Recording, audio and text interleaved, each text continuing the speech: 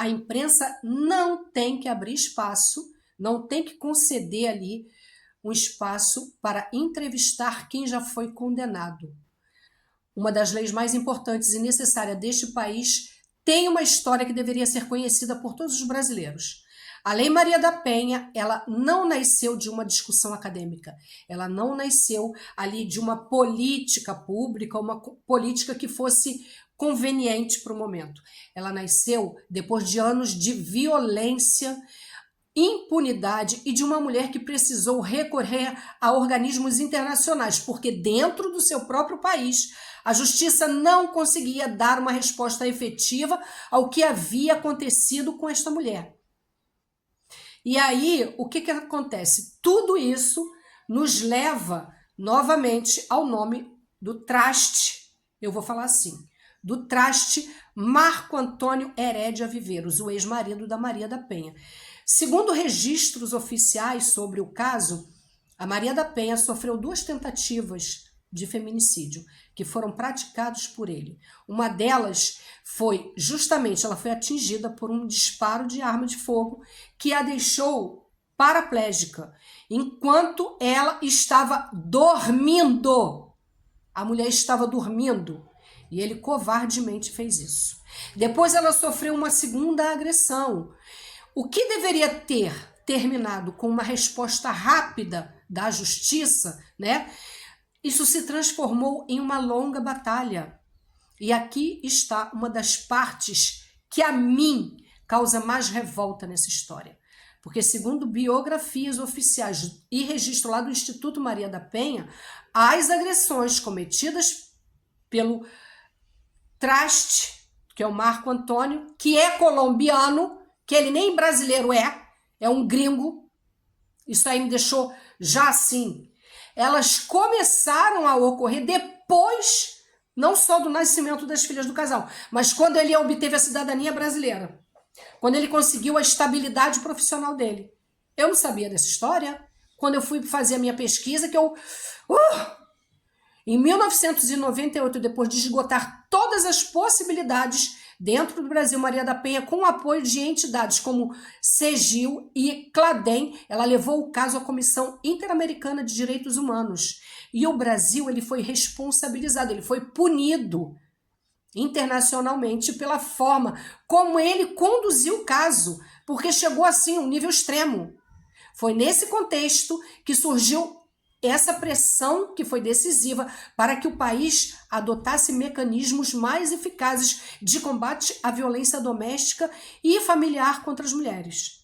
Em 2006, nasceu a Lei 11.340, que é a Lei Maria da Penha, ou seja, uma das legislações mais importantes de proteção às mulheres no Brasil carrega o nome dessa brasileira que precisou ultrapassar as fronteiras do próprio país para denunciar, para que fosse ouvida. E agora chegamos aqui a este episódio absurdo, que é o mais recente, que o ex-marido de Maria da Penha voltou aí ao centro das atenções depois de conceder aí uma entrevista para o Cabrini, para contar a sua versão. A versão dele a gente já conhece.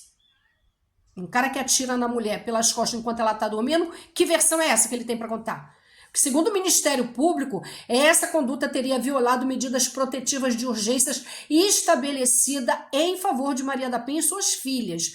A Justiça decretou a prisão preventiva e ele foi preso lá no Rio Grande do Norte.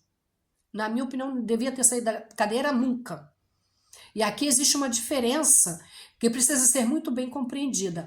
Não estamos falando simplesmente de alguém, de uma pessoa, simplesmente ele foi dar uma entrevista. Não. O ponto central é o descumprimento de uma ordem judicial. Se existe uma linha que não pode ser ultrapassada, que não pode ser ignorada, ordem judicial, ela não é uma sugestão, nem é uma dica, nem um conselho. É uma ordem judicial. Entendeu? Existe uma medida protetiva que é para determinar quais são as restrições e ela precisa ser respeitada. E talvez essa seja uma das maiores ironias aqui de toda essa história. O caso que ajudou a revelar ao mundo a fragilidade da proteção brasileira às mulheres, ele continua, décadas depois, envolvendo justamente medidas de proteção contra o homem acusado de ter cometido as agressões que deram origem a essa história toda. Entendeu? Violência doméstica não começa com um soco. Ela começa com uma ameaça, com o controle da roupa, com um ciúme excessivo, uma intimidação, determinando ali, ó, quem é que manda, perseguição. E quando o Estado demora para agir, a situação chega ao extremo. Ela chega a um ponto que a vítima, que já sofreu consequências, para a vítima é irreparável. Por isso, quando alguém pergunta, por que existe medidas protetivas? Por que existem mecanismos específicos de proteção? Ou por que a legislação precisa ser tão rigorosa? A resposta está aí. A resposta talvez esteja aí justamente na história da Maria da Penha. E tem mais. O nome Maria da Penha, ele não deveria ser lembrado só quando acontece uma tragédia. Maria da Penha, ela tem que ser lembrada todos os dias. Todos os dias. Toda vez que alguém tenta transformar violência doméstica em briga de casal. Isso é só uma briga de casal. Não. Briga de casal é discussão. Agressão é crime. Ponto. Partiu para agressão, aí já entra em outra esfera. Quando o casal está discutindo, cada um com a sua opinião, cada um com o seu contraponto, é uma coisa. Aí é uma briga de casal. Passou disso, já é crime. Uma medida protetiva, ela não é uma punição antecipada. Ela é um instrumento criado para reduzir riscos e proteger a pessoa diante da situação considerada potencialmente perigosa perante a justiça. Porque se existe hoje uma grande lição dessa história, é uma só. Maria da Penha não deveria precisar sair do Brasil para conseguir que o caso dela fosse olhado, fosse notado. O sistema falhou com ela, assim como falha com muitas outras mulheres que pedem medida protetiva e, entretanto, o seu companheiro vão lá terminar o desfecho da história. Eu quero que você coloque aqui a sua opinião, o que você acha dessa história toda. Lembrando que, o que eu falo sempre, briga de casal é discussão. Agressão é crime. E acabou a história. Eu espero que vocês fiquem bem.